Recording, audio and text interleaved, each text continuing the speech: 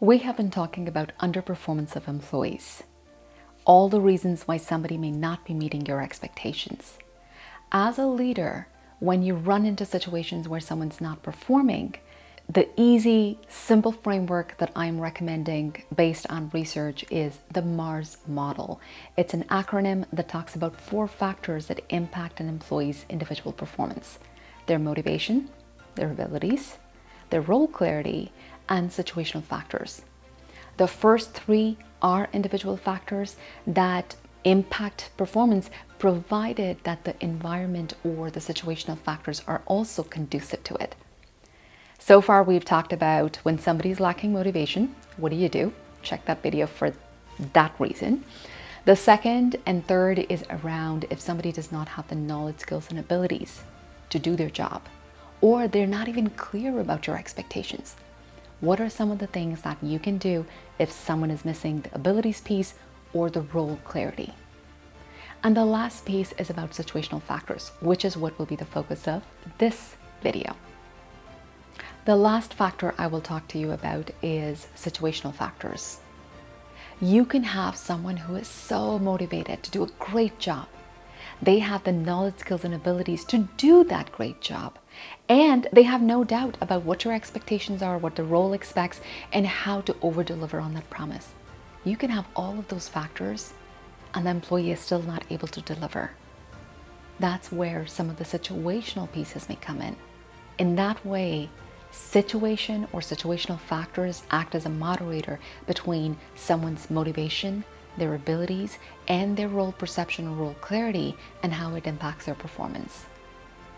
This also means it's going to require a more nuanced approach and maturity from you as a leader to help this person with situational factors, because it's possible it's related to something in their personal life, or it could be something at work. So where do you begin?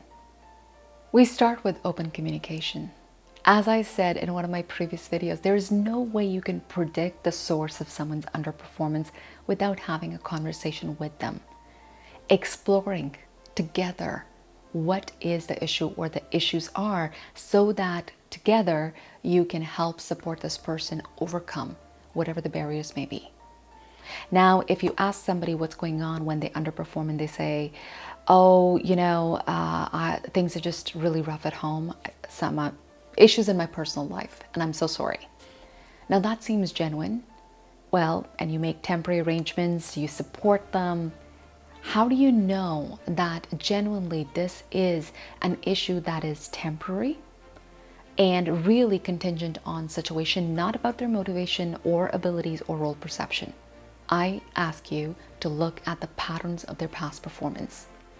Has this person always been really great at their job, always motivated, knows what to do, delivers what needs to be done?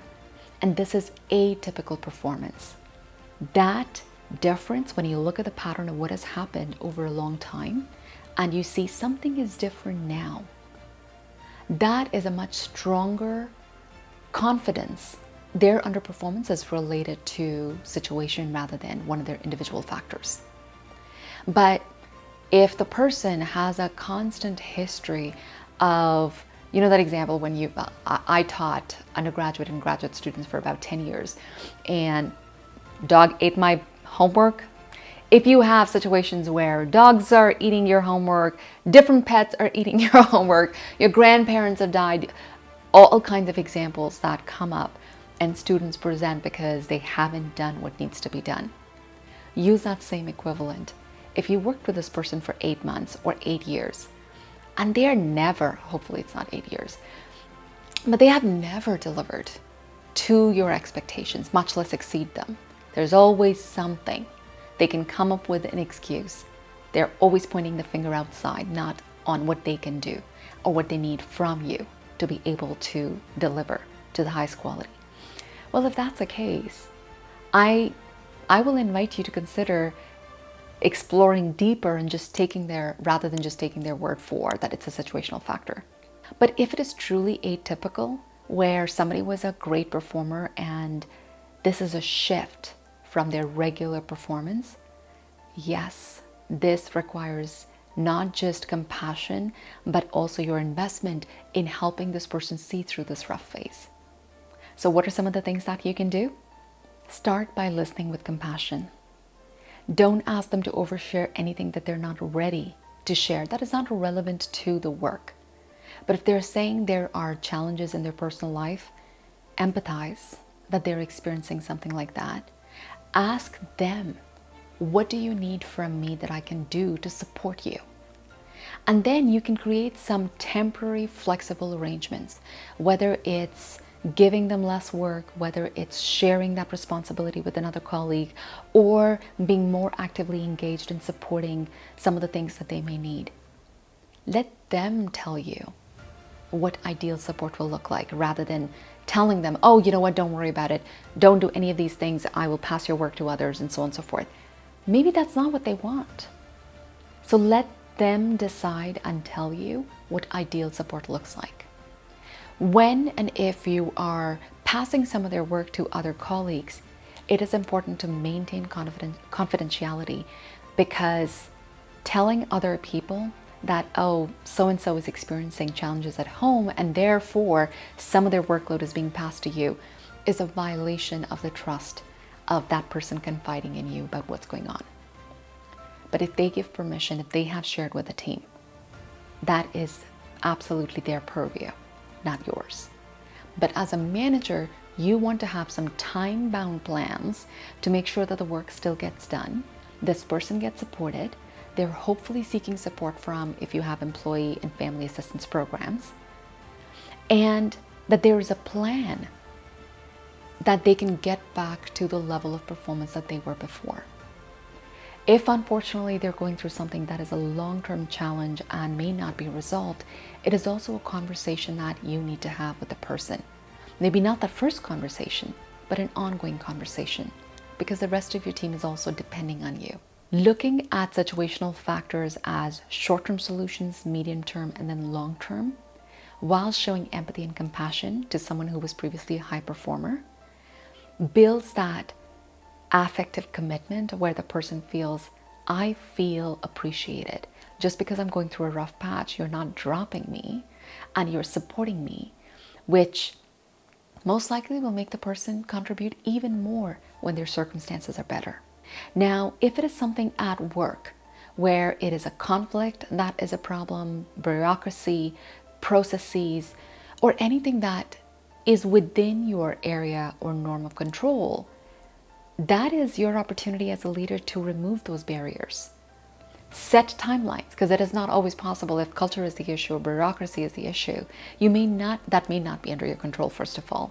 But if it is within your control, come up with targets that are short term and start seeing if there is improvement.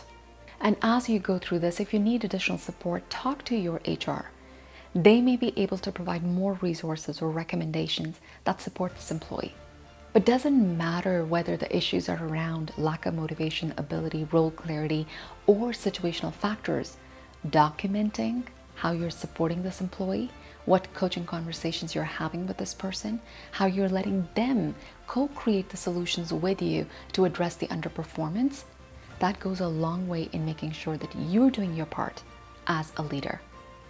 And it's also equally important that if someone, after all those conversations and supports, is not able to turn things around, and they choose not to be interested or excited about the job, lack of motivation, or they choose not to learn the skills, or just don't have the capability to translate those learnings on the job, or they either don't have the role clarity, don't seek it, and don't follow the guidance you're providing.